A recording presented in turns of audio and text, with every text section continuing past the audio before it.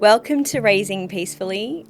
Raising Peacefully is about the human transformation, real stories about real people that won't take no for an answer and do empower themselves to raise themselves peacefully and the ones that they love. Our episodes are about them and their stories, and today it's a little bit different. It's about my connections and what's happening at home with me.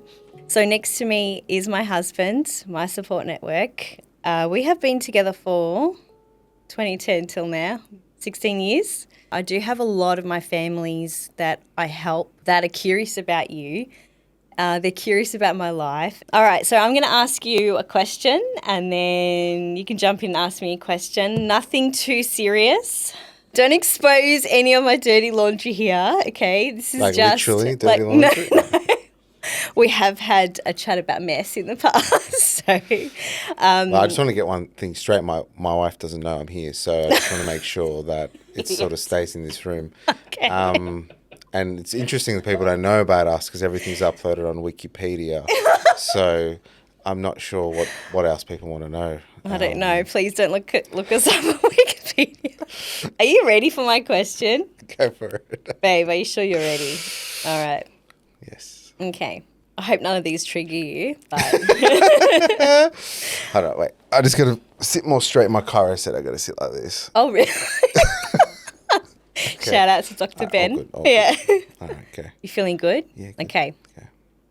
Easy one. What was your first impression of me and what surprised you later? Oh, she's hot. She's hot. Oh, well, it was a combination of impressions. It sort of all happened in one. It was just like a burst of, emotion and sort of like, oh my God moments. So it was just like, yeah, she's hot. Oh, yeah, yeah. Yeah, oh, she's actually quite pretty.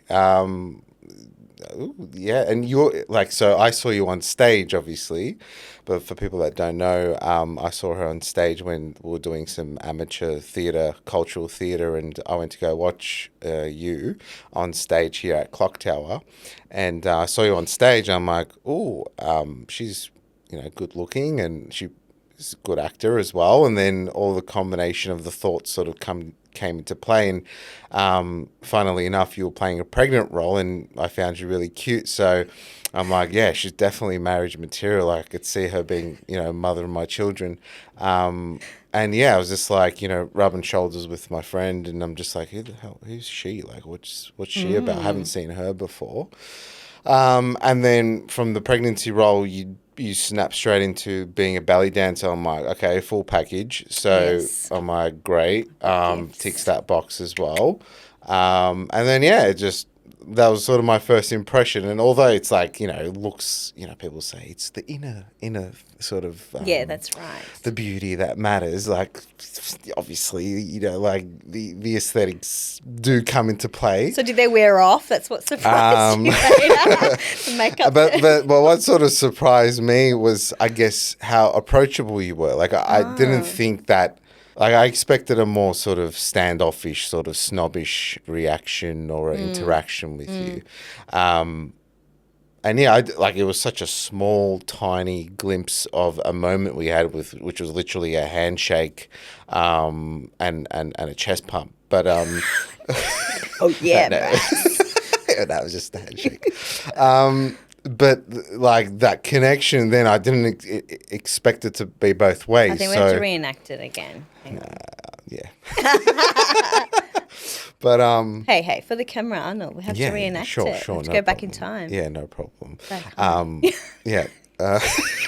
Yeah, it was just that I was approachable and you weren't expecting... I was approachable. I wasn't expecting that. I wasn't expecting a spark. I wasn't expecting the follow-up and the chats over Facebook days and things like that. Yeah. So I wasn't expecting that. And yeah, that was my first impression. And then obviously there's other impressions, like as in follow-up impressions, but they're not considered first impressions. Was the fact that I was approachable the only thing that surprised you, or there's anything else later down the track?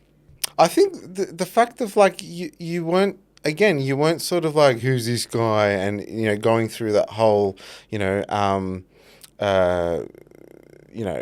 what's the acronym? Age, name, sex, sort of like questionnaire sort of thing. It was just like very natural. It was like you were just yourself, and you didn't sort of play a game, unless I couldn't tell you were playing a game. I was playing games, But I was always strategic. but yeah, it just felt natural. It was just nice. It was humbling. Like I just found you quite humble, and not in a sort of a disadvantage, like I have no sort of values or I have no standards, but it's just more so you're just nice, really nice to talk to, caring and responsive. So yeah, that's what I sort of remember. And then you left me. You went overseas, and I did. I lived my dream. couldn't hear from you again.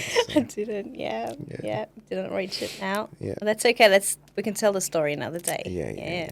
I'll have to have you back. Thanks. That was really intriguing. Like I knew some stuff, but yeah, to hear it again 16 years later, it's nice. Yeah. My psychologist said I should just. No, Jan. Is it my turn for questions? Yeah, go for it. Okay. I'm not going to ask the same question because it's silly. If you were to look back 10 years ago, would you have seen yourself as you are today? No way. Do you reckon? I'm asking, it's your question. No way. Well, 10 years ago, I mean, my inner world was so, so different. I was so egoistic. I was so about myself. And then I realized I didn't even have an identity. I was morphed into whatever mum wanted me to be or dad wanted me to be or the community wanted me to be. Like I was so scripted, and I was always out there to help others and their dreams to come alive. 10 years ago, I was like all about me, but it was actually, I didn't exist. Like I felt like I did not exist.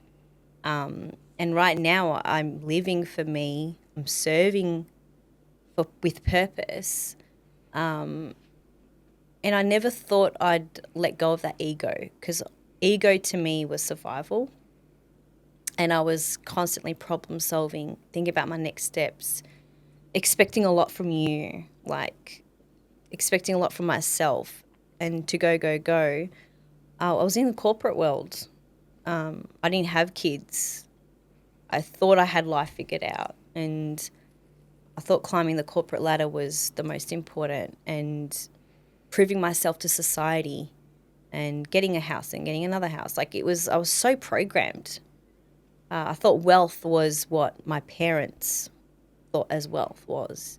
I just moved to Melbourne. I was renting. I couldn't afford meat. Yeah, I was just living with vegetables. I lost a lot of weight. So your 10-year self is like... Oh, I'd want to be a managing director in government. I'd want to have my kids. I'd want to have a holiday house and a house. And I'd like to travel, and I'd like, to just be comfortable. That's what my brain would have said back then. Yeah, and what's unchanged and what has changed? Oh, you're going deep. It's my original question. You've reworded it. Now it's break it down. Break it down. I would say... Oh, say it again. I lost it. What's the question? What's your name? So that profile that you said, holiday house, managing director, what has stayed the same and what has changed? What stayed the same is me knowing that I want to be comfortable and knowing that I want to have a lifestyle that you and I will be happy in. Like having that same goal of knowing we can have choice and go somewhere and have a holiday and have a comfortable and secure and peaceful home. What has changed is my desires and wants to prove something in terms of hierarchy or wanting a top corporate job. Like, I guess that was the biggest thing of not serving my ego. It's about serving others now. So That's been the massive shift for me. So your purpose has changed. My whole purpose has changed completely. For those that don't know, we have 2 daughters. The eldest one is 6 and the youngest one is 3.5. Looking at the girls now, what do you wish that they never took after me for? You're looking at them, you're like, they got that from the mum. Like, look, it's very superficial. I don't think it's anything that's like, oh my God, like I completely regret that or I'm hating that. It's just, I think, packing up. just pack up. That's all it is, really. but mess is life. I told you. If I died, at least you'd had mess. This woman lived. Well, that's what I'm scared of, She because I'm not lived going to clean that mess if you die. Because I'm like, if I clean it, then it's like, God forbid. Anyway, but yeah, I'd just say mess. Just packing They're messy. packing up. Yeah, packing up. But everything else is just beautiful. Like their sass, their, cuteness, their smart ass comments, or their just quick responses. Like, everything I ever wanted in my girls was pretty much because I fell in love with you and even your childhood sort of photos and stuff. So just seeing that in the girls, it's like, yeah, it's flattering. It's like, yeah, it's really nice to see those things come out and the way they dance and shake their hips. And I'm like, how the hell did they do that move?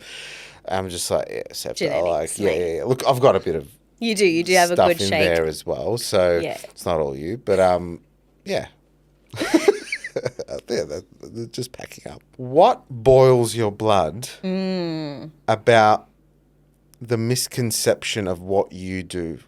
I guess there's a few. One is when people think about mindfulness, like they see it as my qualification. They're like, oh, she just does meditation. The other one is that they think I just talk in session. Like, I do nothing but talk. I don't even wear shoes. I'm running around and we're doing exercises and laughing. We're really loud. And the other one is like people judging something I say or on socials and thinking like that's what I do. Yeah, I wouldn't say blood boils, but it kind of makes me sick, like to be nauseous. Like They generalize. they generalize and they judge it and they don't understand there's so much context to what I do.